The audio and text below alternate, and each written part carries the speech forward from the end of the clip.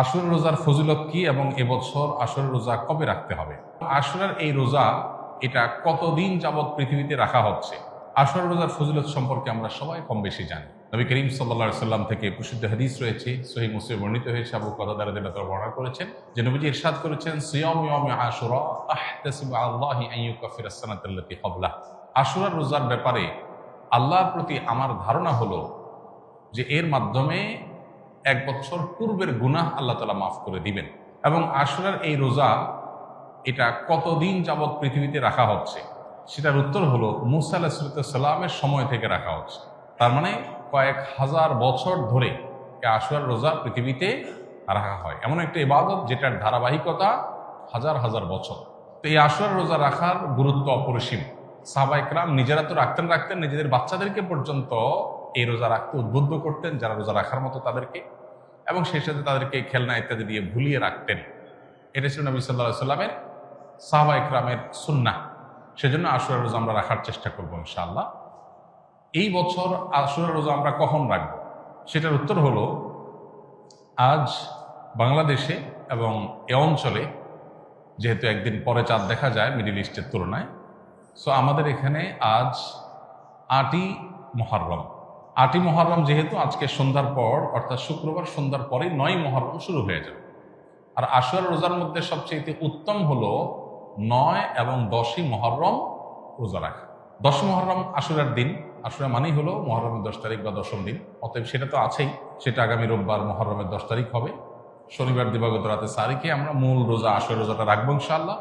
আর সাথে ৯ তারিখকে প্লাস করে রোজা রাখলে সেক্ষেত্রে আজকে দিবাগত রাতে আমাদেরকে সারি খেয়ে আগামীকালকে শনিবার রোজা রাখতে হবে, অর্থাৎ ৯ এবং ১০।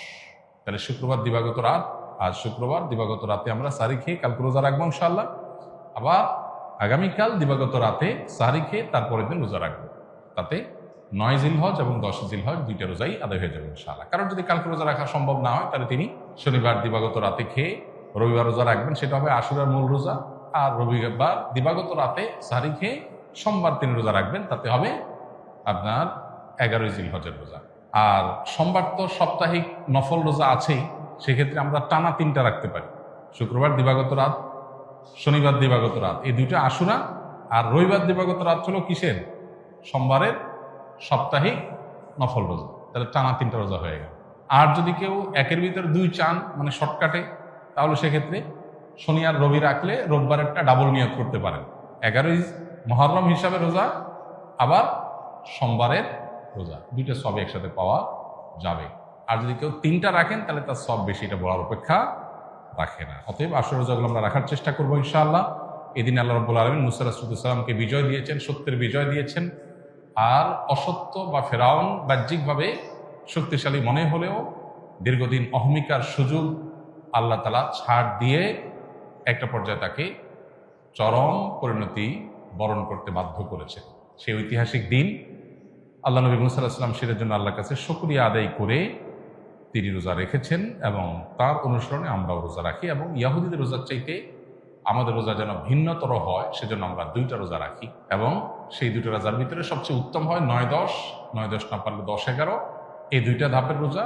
আর যদি সেটার কোনোটাই সম্ভব না হয়, শুধু একটাই রাখতে পারে, তাহলে 10 তারিখের রোজাটাও রাখা যেতে পারে, যদি অনেক কোনোরকম সেটাকে নিষেধ করেছেন।